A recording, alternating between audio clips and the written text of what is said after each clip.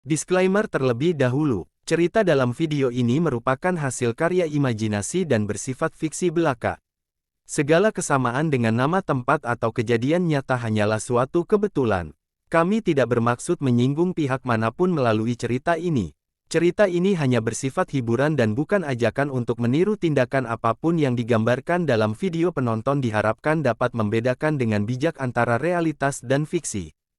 Halo sobat, pencerita kali ini melanjutkan cerita berjudul Pemuda yang Memiliki Bakat SSSI. Jika ingin nonton duluan, dipersilakan. Langganan buat yang belum nonton, part sebelumnya langsung saja cek di playlistnya. Ya, kalau kalian ada rezeki lebih, bolehlah beliin Mimin kopi linknya di deskripsi. Terima kasih yang telah support Mimin sejauh ini. Baik, langsung saja ke videonya. Part kali ini diawali pertarungan Kaze dengan Yening. Di saat Kaze ingin menyerang Yening, ia bergumam di benaknya, HMPH, dalam kondisi terbakarnya nyawaku, kekuatan seranganku lebih kuat dari seorang tier 3. Advanced biasa. Bahkan kalau kau cepat, kau tidak akan bisa lebih cepat dari supersonic blade-ku. Ia menyeringai senang dan berteriak, matilah, Yening. Yening mendengarnya hanya tertawa hehe. Kaze kebingungan kenapa dia tertawa di ambang kematiannya. Yening pun tertebas oleh Kaze, tapi Kaze berpikir sejenak, tunggu, bagaimana bisa tidak ada perlawanan saat belati menembus tubuhnya? Kaze menoleh ke belakang, sialan, bayangan. Bagaimana mungkin? Apa dia juga memiliki skill space-based, tapi bagaimana suatu skill dapat digunakan tanpa menghabiskan spiritual energy? Yening muncul di belakang Kaze dan bersiap untuk menebaskan pedangnya. Tebasan Yening berhasil mengenai kaki dari Kaze dan membuatnya terjatuh ke tanah. Kaze pun baru menyadari kakinya telah hilang di saat tubuhnya ambruk ke tanah. Aku akan membunuhmu, Yening. Ming Luo dan yang lain menyusul ke arah Yening. Yening, kau baik-baik saja. Semuanya, ayo kita bunuh Dong Ye Feng bersama-sama. Qiming dan Zheng membantu menyerang dengan skill Ice Arrow, Heartfire Snake. Yening menghalangi serangan mereka berdua. Berhenti, biarkan dia tetap hidup. Teriak Yening, bukankah ku bilang untuk berhenti? Kenara kalian masih menembak dengan kekuatan penuh? Qiming merespon, Yening, aku tidak bermaksud, aku terlalu gugup, aku tidak punya waktu untuk mundur. Ming Luo berkata sambil berlari ke arah Yening, Yening, kau bilang untuk membuatnya tetap hidup untuk mendapatkan informasi, kan? Tapi bahkan kalau kita mendapatkannya, bagaimana kita tahu kalau itu benar? Lebih baik membunuhnya dengan cepat untuk menghindari masalah. Yening bertanya seraya mengarahkan pedang ke leher Kaze. Bicaralah, siapa mata-matamu di tim Huaxia? Kaze menjawab dengan wajah yang sudah pucat dan dipenuhi keringat, aku tidak akan memberitahu. Ayo bunuh aku. Ming Luo bertanya heran, Yening, kau tidak salah. Bagaimana mungkin ada pengkhianat di antara kita?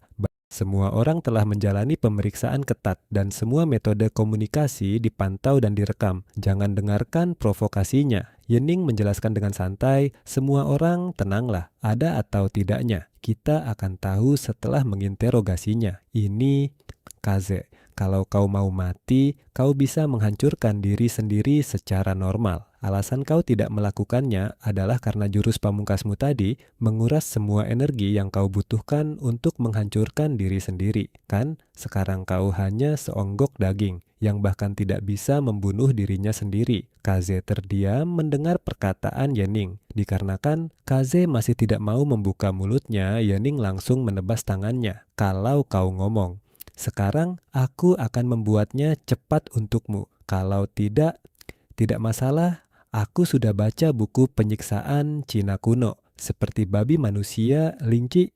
Selanjutnya, aku akan memotong wajahmu. Kaze pun teriak ketakutan, tidak. Berhenti, aku akan bicara, aku akan bicara. Kaze langsung menunjuk ke arah pengkhianat itu. Pengkhianat itu adalah Zhang Qiming. Zhang Qiming pun mencoba untuk kabur. Itu benar-benar Zhang Qiming. Bagaimana mungkin? Zhang Qiming, apa yang mereka tawarkan padamu? Bagaimana bisa kau mengkhianati kawan-kawan kita yang telah gugur? Zheng langsung menyerangnya. Heartfire matilah, Kaze bertanya. Yening, kau sudah puas sekarang? Bisakah kau mempercepatnya untukku? Yening menjawab, HMPH. Agak puas, tapi jangan terburu-buru. Ada orang lain di depanmu. Kaze terkejut dengan respon tersebut. Hah?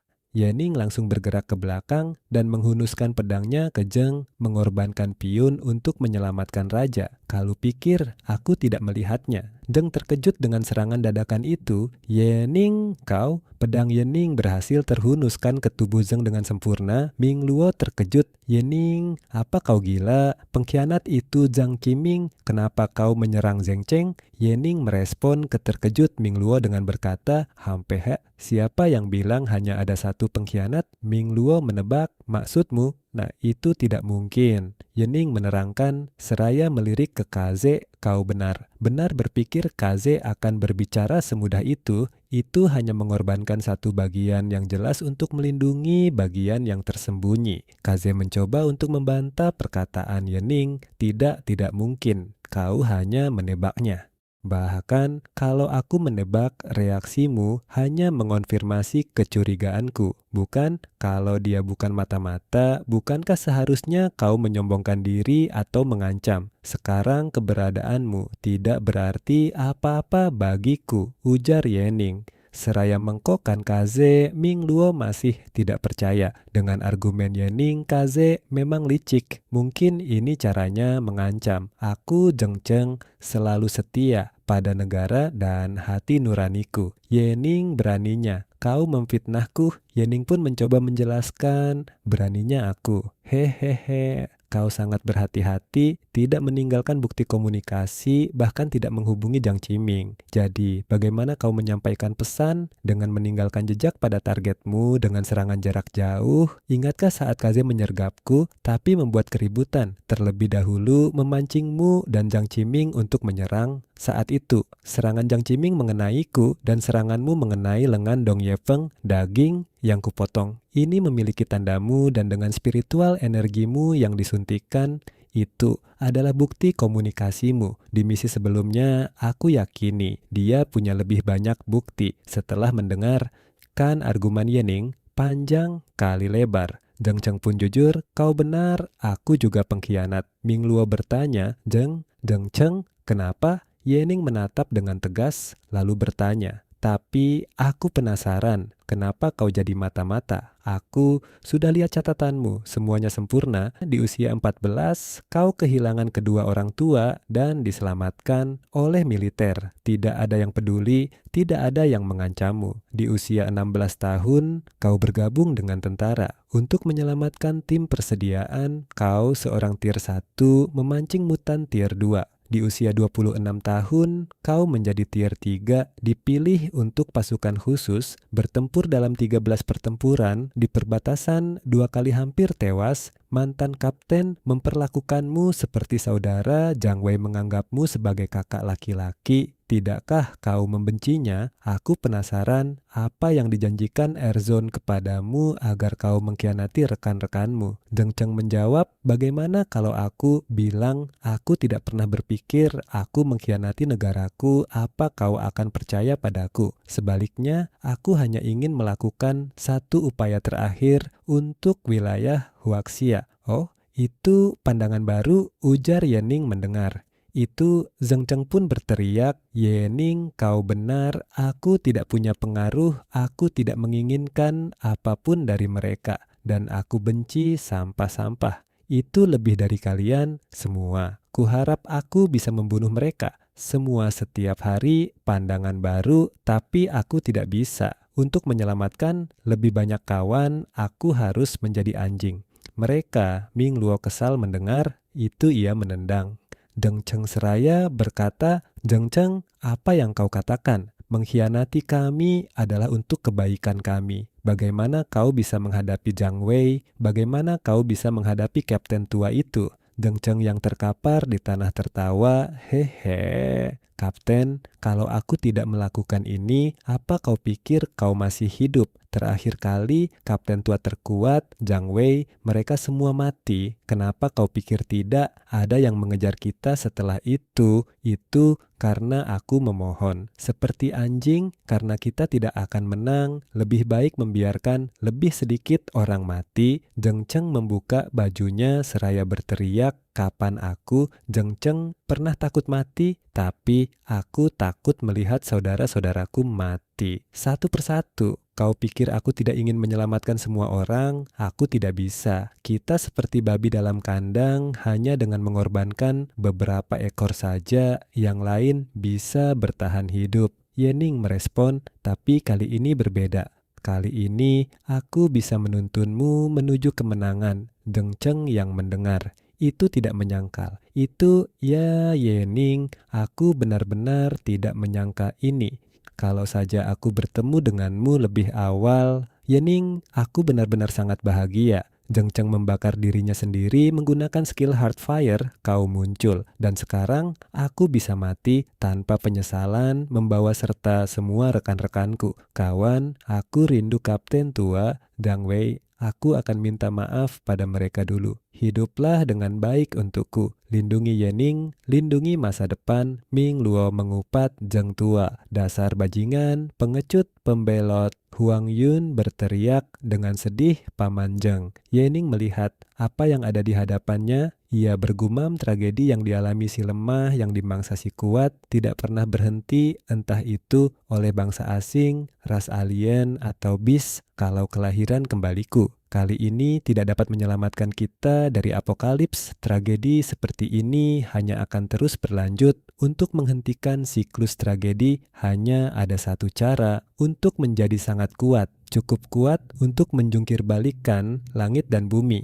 Ye Ning tidak terlarut dalam kesedihan. Ia berbalik lalu berkata, "Ayo, ada misi lain yang menunggu kita." Kita berpindah panel ke kediaman Thunderclap atau mansion Gubernur Provinsi Oba. Rombongan Ye Ning telah sampai di tempat itu. Hah? Kenapa tiba-tiba sepi sekali di sini? Tidak ada seorang pun yang terlihat. Setelah berkata seperti itu, robot-robot muncul menyergap mereka. Ming Luo berteriak, "Pertahanan kelompok, lindungi Ye Ning!" Mereka membentuk kubah pelindung. Ye Ning berkata ke timnya, "Ini bukan jenis kekuatan yang dapat dikerahkan oleh mansion gubernur. Pasti dari atas. Waktu yang tepat, aku ingin berbicara dengan presiden kalian." Setelah berkata seperti itu, ia menegaskan pedangnya. Extreme Frost Freeze. Hawa dingin keluar dari tebasan Ye Ning. Semua robot yang terlintas di tebasan itu menjadi bongkahan es. "Kapten, Ye Ning sepertinya bukan orang yang membutuhkan perlindungan kita." "Kau benar, semua orang tahan diri sedikit. Jangan menimbulkan terlalu banyak korban. Kita perlu memberi ruang untuk negosiasi." "Baiklah, mari kita mulai bekerja." Gale Slash. Ye Ning menuju ke dalam mansion. Di bagian luar, anggotanya yang urus, ia menghancurkan pintu seperti sebelumnya. Lalu, ia langsung menuju orang yang ada di depannya. Gubernur Braid, aku tidak menyangka kau masih berani bermain trik," ucap Ye Ning sambil mengarahkan pedang ke leher gubernur. Itu bukan salahku. Kau membuat terlalu banyak keributan." Para petinggi menyadari ada yang tidak beres dan mengirim orang ke sana sendiri. "Aku benar-benar tidak memanggil mereka. Aku mencoba memperingatkan mereka, tapi mereka tidak mau mendengarkan. Mereka bahkan menggunakan aku sebagai umpan." "Oh, begitukah? Tuanku, semua yang kukatakan benar. Tolong ampuni aku. Aku akan bekerja sama dengan semuanya." Anna muncul dan berteriak ke Ye Ning, "Jangan bunuh ayahku, aku mohon." "Aku membawakanmu Lin Rui, orang yang kau cari." "Anna, ini berbahaya, cepat kembali." Lin Rui berdiri di depan Anna dan berteriak ke arah Ye Ning yang sedang melangkah berjalan ke depan mereka. "Kau, apa yang sedang kau coba lakukan?" Ye Ning bertanya. "Lin Rui, apa aku terlihat seperti orang jahat bagimu?" "Hah? Tentu saja." Ye Ning mencoba untuk menjelaskan. "Mungkin terlihat seperti itu dari sudut pandangmu saat ini, tapi itu tidak benar. Melainkan, kau akan melihat bahwa aku tidak benar-benar membunuh siapapun. Aku hanya melakukan ini karena terpaksa untuk menyelamatkan dunia. Lin Rui membatak klaim Yening. Tidak ada yang akan percaya kata-katamu. Yening berkata, jadi anak muda, sebagai pemimpin masa depan umat manusia, apa kau bersedia bergabung denganku untuk menyelamatkan dunia dari apokalips?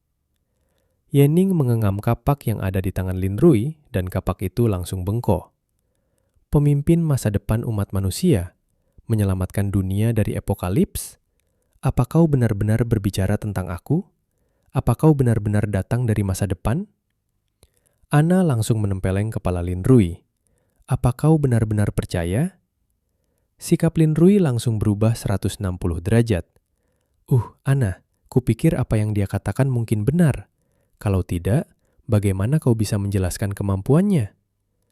Lalu Lin Rui berbisik ke Ana, dan dengan kekuatan tempurnya, dia bisa dengan mudah membunuh kita dengan satu serangan.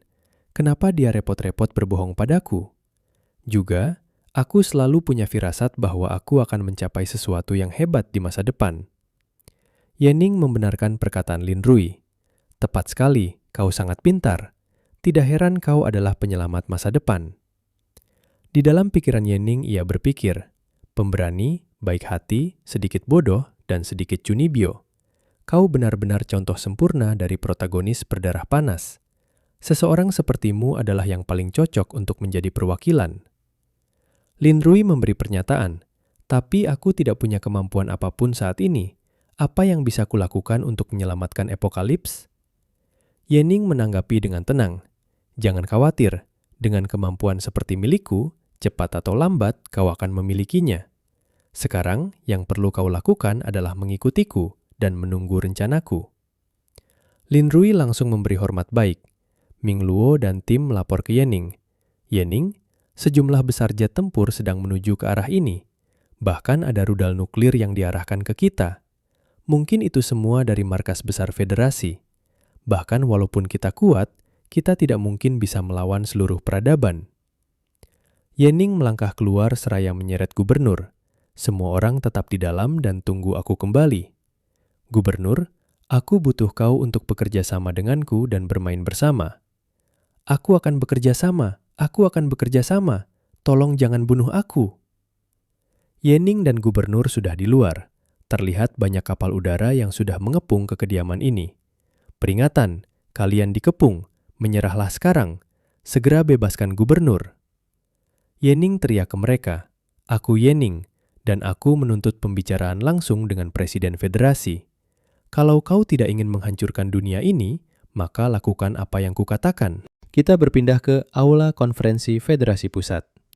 Yang duduk di kursi adalah Presiden Federasi Bai Huang. Ia berkata, menghancurkan dunia? Apa ini film?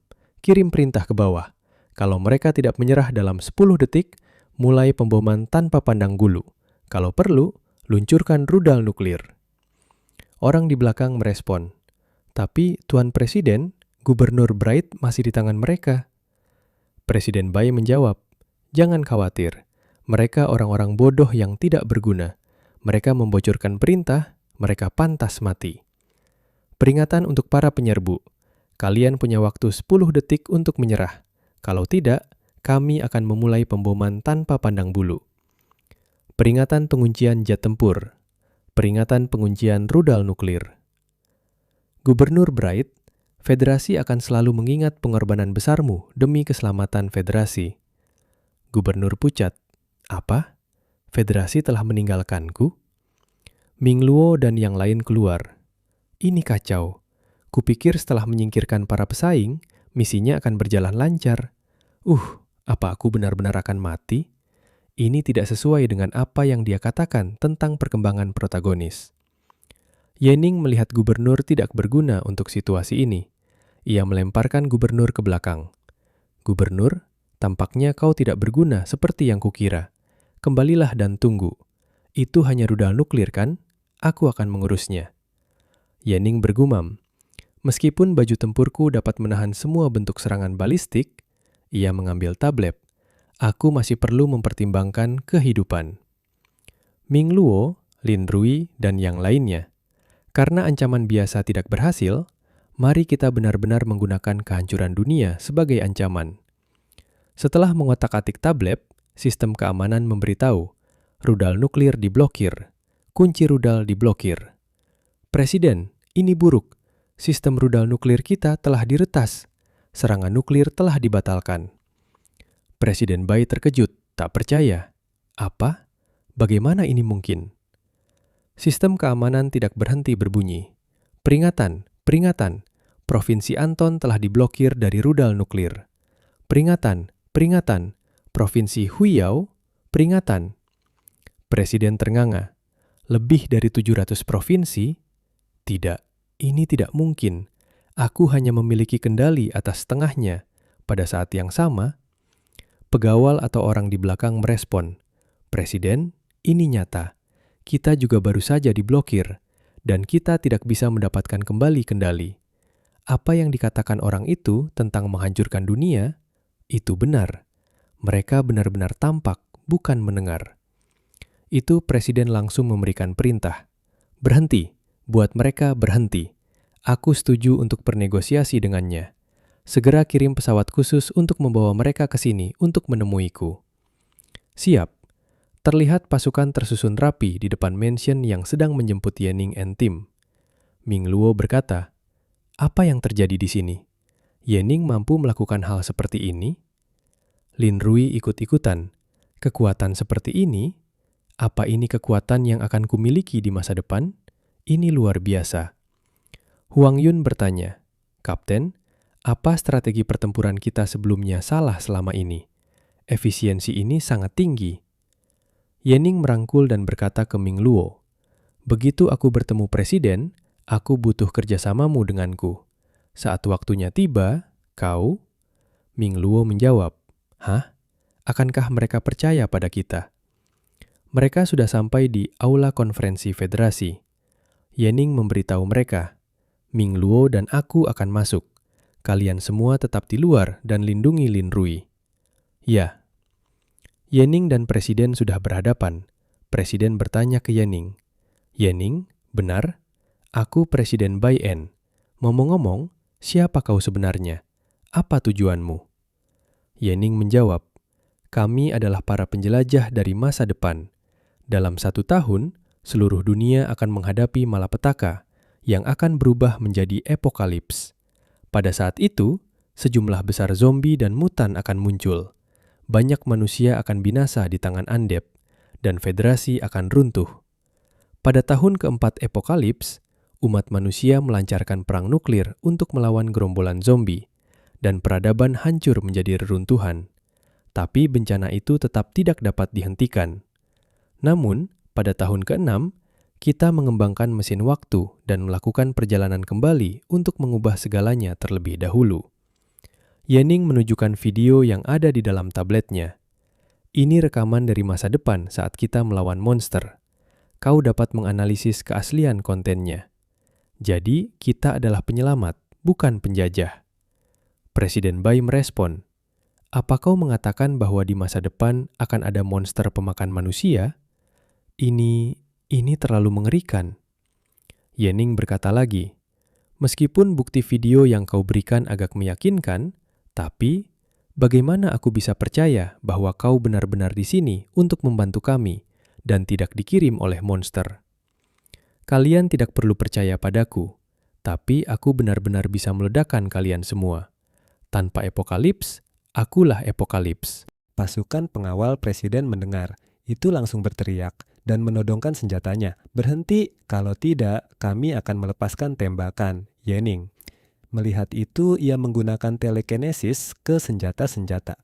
Pengawal membuat terbang ke udara senjata kami. Aku bilang padamu, aku tidak punya waktu untuk disia-siakan. Kalau kau tidak bekerja sama, masa depan akan hancur. Daripada dihancurkan oleh monster, lebih baik dihancurkan olehku. Setidaknya semua orang akan mati dengan cepat. Yening mengarahkan senjata ke mereka. Ming Luo mencoba menahan. Yening, aku yakin presiden hanya kesulitan menerima ini. Aku tahu kau tidak ingin melihat manusia binasa lagi. Aku juga tahu ini adalah kesempatan terakhir kita. tapi aku masih ingin memohon padamu, tolong beri mereka sedikit waktu lagi. Ming Luo berbalik ke presiden dan menggenggam kerah bajunya. Berhentilah ragu-ragu, kita tidak punya kesempatan untuk kembali. Terakhir kali kami mempertaruhkan nyawa untuk kembali itu karena federasi tidak mempercayai kami dan misi penyelamatan gagal total. Kali ini sekelompok monster juga ikut kembali bersama kami. Mereka adalah monster yang sama yang kami bunuh di pinggiran selama misi kami sebelumnya. Tuan Yening juga sangat kecewa dengan petinggi federasi dalam operasi terakhir. Salah satu rekannya tewas di bawah pengepungan. Orang-orangmu, teriak Ming Luo dengan wajah memerah. Presiden Bai hanya bisa membeku mendengar. Itu Yening melihat itu hanya bisa menepuk jidat. Seraya berpikir, acting Ming Luo.